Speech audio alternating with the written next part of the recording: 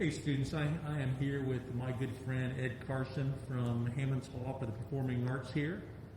This is going to be a virtual tour of the Hammons Hall for the Performing Arts, also known as Juanita K.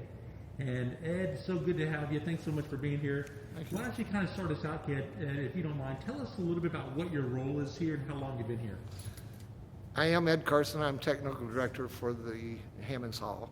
That means I am in charge of backstage.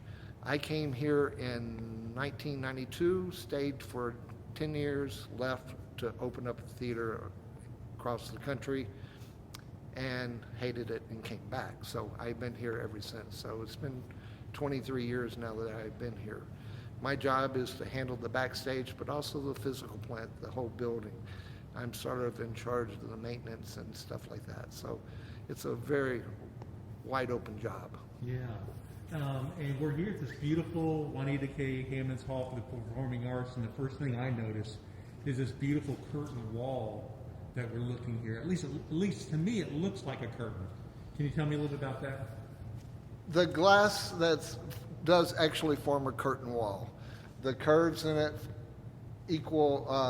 basically do what the undulations of a curtain on stage is. So the architects, when they were designing the theater, did know what the word theatron means, which is a Greek word that means theater, and it means to see in place. So the massive glass allows people to look out, people to look in. There is nothing more exciting than to drive up at night and see the building fully lit and people inside. And it's a very welcoming part of the theater.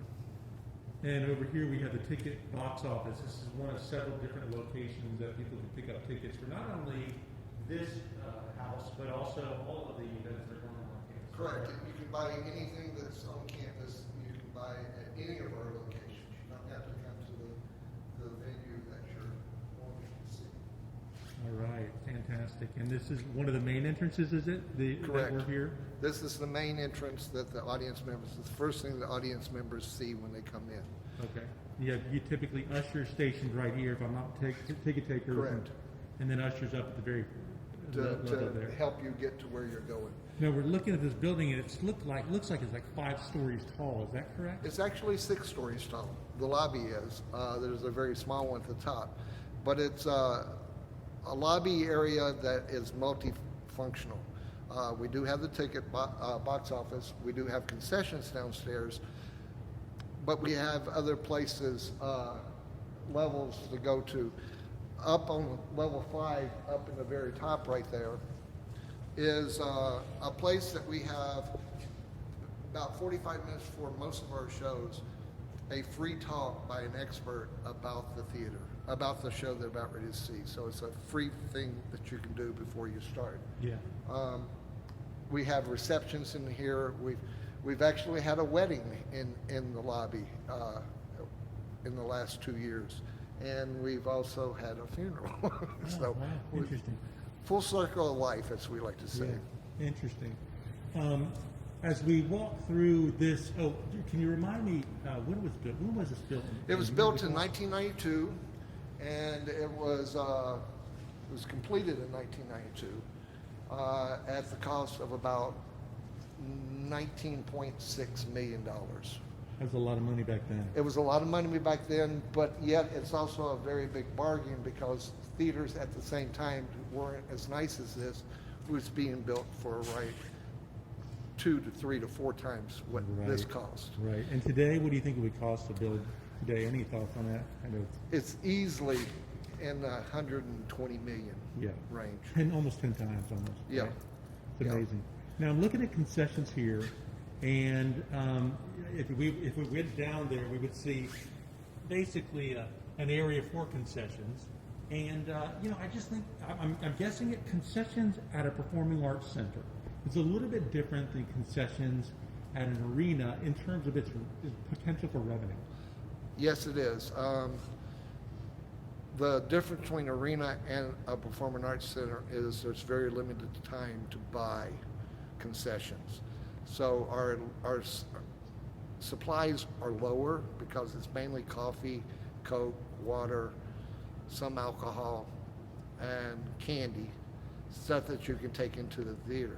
At an arena during a basketball game, you can leave and go anytime to concessions to buy whatever you want. Okay. Whereas here, you have only before the show starts and at intermission. So there's very limited time to buy. So our stuff is lower. So we don't make as much money as they do at a basketball game, but that's okay. Makes sense. Hey, so we're here. We would consider this the front of house. Yes, this is the front of house. Explain that. What front of house versus back of house? The theater is usually called a house. So I've never actually heard a good reason for it.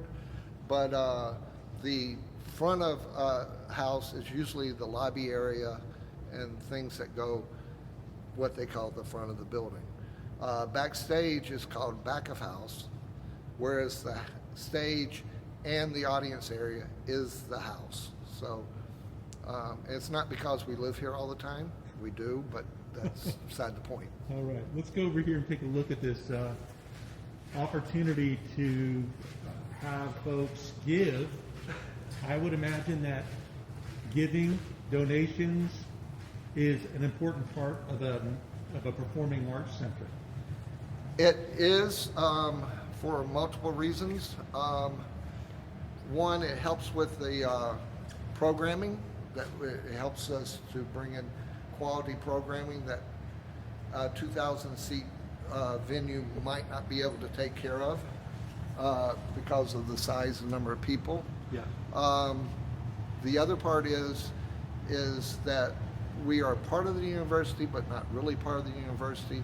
So we have to have extra money to do repairs and change lights, and everything is unlike an academic building, which is covered by maintenance. This right here is Juanita K. Hammons. She was the wife of John Q. Hammons, and he named it after her. The wall right here is our Hall of Fame, basically, of people that gave $10,000 or more to the hall, and you get your name on the wall. My name is somewhere behind here, written in Sharpie, because I don't have $10,000.